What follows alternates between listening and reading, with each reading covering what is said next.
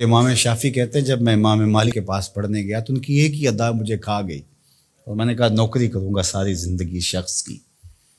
محدث جب روایت کرتے ہیں تو سند کو جب صحابی تک لے جاتے ہیں اور پھر صحابی کہتے ہیں کالا رسول اللہ صلی اللہ علیہ وسلم کہ حضور علیہ السلام نے فرمایا، اللہ اکبر۔ تو امام مالک جب حضور علیہ السلام کی حدیث بیان کرتے تو حضور کے روضے کی طرف اشارہ کر کے کہتے اس قبر منور کے مکین کا یہ فرمان، اس بقائے نور کے باسی نے یہ کہا ہے۔ تو کہتے ہیں کہ جب اشارہ کرتے تو کیا وہ کیفیت ہوتی، اللہ اکبر۔ تو یہ عقیدتوں کے رنگ ہیں۔ حضرت سعید بن المسیب لیٹے ہوئے ہیں، بیمار ہیں، اٹھنا مشکل ہو رہا ہے، کوئی آیا اور حضور کا فرمان پوچھا، حضور کی حدیث سننا چاہتا ہوں، میں اقعدونی، مجھے اٹھا کے بٹھا دو۔ تو کہا لیٹے لیٹے بیان کر لیجئے۔ فرمایا انی اکرہ ان احدث حدیث رسول اللہ وانا مستجع، کہا یہ میں گوارا ہی نہیں کرتا کہ حدیث حضور کی بیان کروں اور خود لیٹا رہوں۔ امام مالک کی دہلیز پہ اگر کوئی شخص آتا تھا تو اسے پوچھتے تھے کیا کام ہے، اگر وہ کہتا کہ میں حضور علیہ السلام کی حدیث سننی ہے آپ سے، تو فرماتے کہ پھر تھوڑا انتظار کرنا ہوگا، مجھے غسل کر لینے۔ غسل کرتے، خوشبو لگاتے، تخت بچھ جاتا، بخور سلگھا دیا جاتا، پھر اس کو بٹھاتے اپنے سامنے، کہا اب پوچھو میں تمہیں حضور کا فرمان سنا۔ یہ اہتمام ہے حضور کی حدیث کی روایت کا۔ امام بخاری نے صحیح بخاری میں جتنی بھی حدیث روایت کی، ہر حدیث لکھنے سے پہلے غسل کیا ہے، 2 نفل پڑھے ہیں اور پھر حدیث لکھی ہے، ہر حدیث کے ساتھ یہ اہتمام کیا ہے۔ آج تو بے ادبی ہمارے رویوں میں آ گئی ہے۔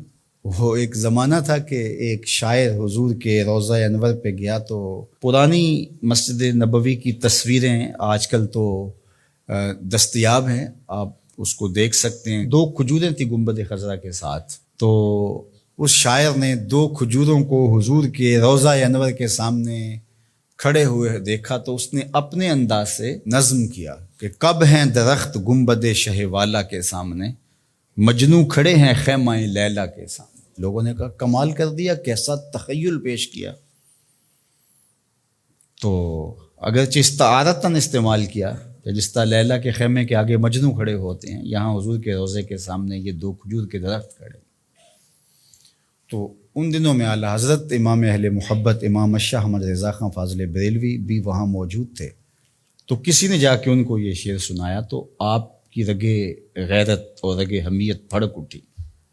آپ نے فرمایا اس کو بلایا گیا، کہا کہ تیری جرت کیسے ہوئی کہ میرے رسول کے روضے کو لیلا کے خیمے سے تشبیہ دے۔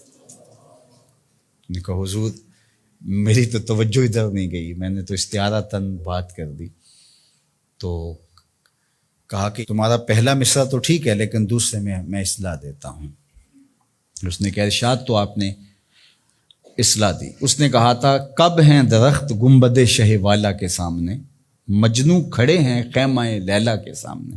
تو آپ نے کہا اس کو یوں پڑھو کب ہیں درخت گنبد شہ والا کے سامنے، اور اس نے دوسرا مصرع کہا مجنوں کھڑے ہیں خیمہ لیلا کے سامنے۔ تو اعلیٰ حضرت نے فرمایا اس کو یوں پڑھو قدسی کھڑے ہیں عرش معلیٰ کے سامنے، قدسی کھڑے ہیں عرش معلیٰ کے سامنے۔